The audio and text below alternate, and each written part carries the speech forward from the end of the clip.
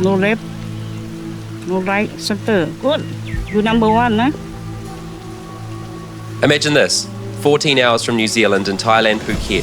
It's raining, the fairways are boggy. You've got a rental set with a driver as stiff as that slightly undercooked pasta you pretend is al dente. You know the one, slightly stiff, but you slam it on the plate anyway.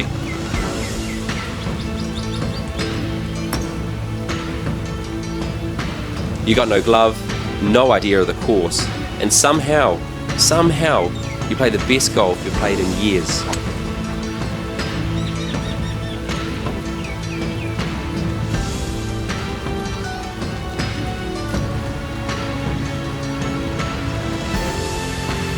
And here's the kicker. This is not some beautiful Thailand resort course with pure fairways and pure greens. This is the very first golf course built in Phuket, back in 1989, I believe, about 35 years ago, and honestly, she looks every bit of it. Welcome to Phuket Country Club. Oldest course on the island, no luxury, no fancy resort vibe, just old school Thailand golf.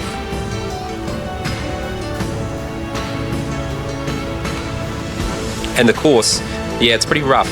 Fairways were soaked, greens slow uphill and weirdly fast downhill.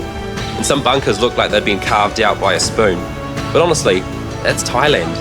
One spot looks like absolute paradise, like something off a postcard. Then you walk 10 meters down the road and it's rubbish everywhere, broken buildings, weird smells, and scooters ripping past you at like 120 k's with 3 people and 2 kids.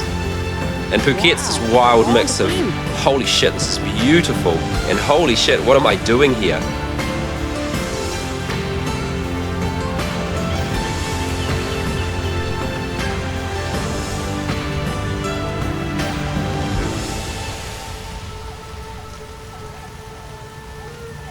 And everything's getting real pricey.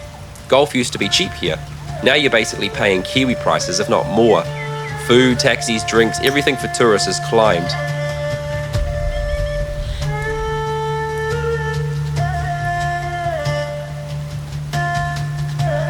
And then on top of that, you got a huge Russian presence here.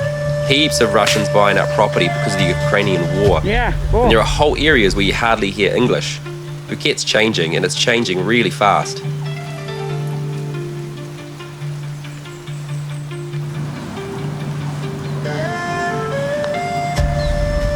Yeah. And honestly, my round matched the country itself. One shot, pure. Next shot, into the water. But even with all that, the rain, no glove, wet grips, rental clubs that had definitely seen a few hundred tourists before me, the swing just switched on. Hands forward, hips opening, stay smooth, no overthinking. It was mint. Few birdies, heaps of chances, and even when I chunked one like an amateur, I chipped in the very next shot for par. And golf loves doing that, right? Hurts your feelings and then gives you a high five or a pat on the back. In the hole. Good chip, man. Wow.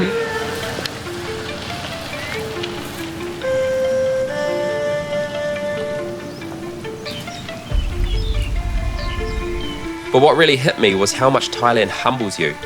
You see people working crazy hours, fighting the weather, doing whatever they can to get by. And then you're out here, walking a fairway, playing a game that costs about 150 bucks.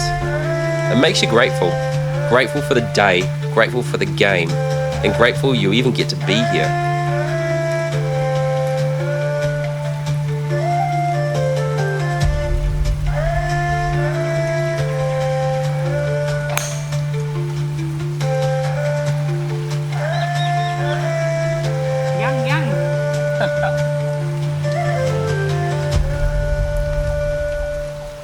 So yeah, course wasn't perfect, weather wasn't perfect, but it was real. And sometimes the real days are the ones that surprise you the most. And that's Phuket Country Club. It's messy, it's beautiful, it's chaotic, but it's peaceful all at once. If you ever do get the chance, I urge you to give it a crack. Not because it's perfect, but because it's honest and it's historical.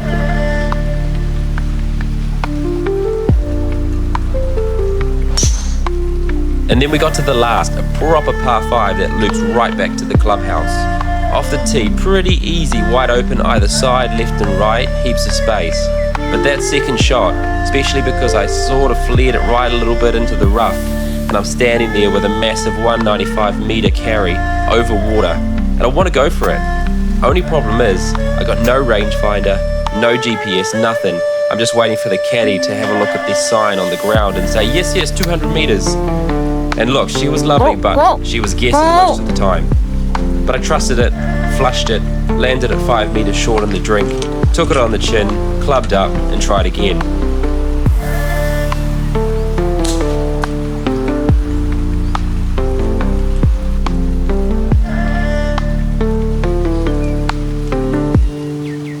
Yeah, you can play those beautiful resort courses over here, but if you want to feel the true Thailand vibe, you want to get to Phuket Country Club.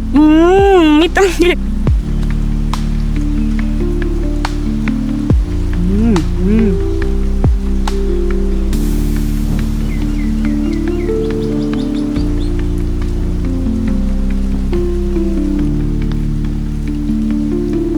โอ้ sorry Alright team, that's me done.